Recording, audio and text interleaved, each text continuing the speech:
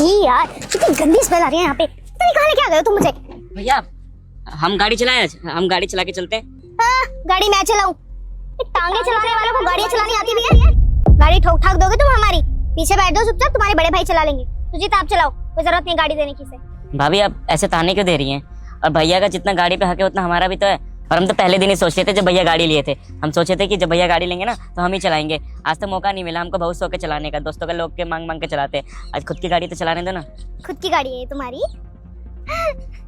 मेरे बाप के दहेज के पैसों की है ये, बकवास कर रहे हो। मेरे पापा ने मेरे लिए गिफ्ट दिया था ये, मेरे पति को मैं यूज करने देती हूँ, यही बहुत है। तुम होते कौन हो इसे यूज करने वाले? मेरी शादी ना तुम्हारे भाई से हुई है, इनके पूरे खानदान से नहीं हुई है जो मैं अपनी चीजें तुम्हें यूज करने दूं। चुपचाप बिठा रही हूँ ना गाड़ी में, वही बहुत है तुम्हारे लिए। और तुम गाँव में रहने वाले लोग हो, हाथी घोड़े टांगे चलाओ ना। गाड़ी चलाने का कौन सा शौक तुम्हें आ गया? क्या बोल रही हो तुम? ये भाई है वो मेरा। रहने दीजिए जी, बिल्कुल सही बोल रही हो। भाई है तो रहता तो गाँव में है। इनका रहन सहन और हमारा रहन सहन जमीन आसमान का फर्क है दोनों में। अब हम अपनी चीजों में थोड़ी ना घुसा लेंगे इन्हें। तुम तो ऐसे इनको अपने शहर ले चलोगे, बोलोगे भाई है मेरा, एक घर में सुला लोगे तुम तो, है ना? क्या चाहते हो? ये चाहते हो कि गांव से अपने पूरा बूढ़े लोगों का परिवार उठाकर मेरे सर पे फेंक दो? शहर में ये चाहते हो तुम? और मुझे बना दो नौकरानी। मेरा कभी देवर फरमाइश करेगा, कभी मेरी सास, कभी मेरे ससुर जी। बस खाने बनाने में ही रह जाऊंगी मैं तो। मेरी लाइफ तो कुछ है ही नहीं। क्या चाहते हो? यही चाहते हो? हाँ, अगर घर वाले हमारे अगर चाहेंगे ना वहाँ रहने के लिए तो वहाँ भी रह सकते हैं। तुम ना मना नहीं कर सकती हो। और ये तुम खैरात में नहीं लेकर आई हो, तुम्हारे पापा ने गिफ्ट में दिया है। अगर मैं उस लायक नहीं होता तो तुम्हारे पापा ये देते नहीं। और मेरी बात कान खोल के सुन लो, जितना हक मेरा इस घर पे है, इस चीजों पे है, उतना ही मेरे छोटे भाई का हक है।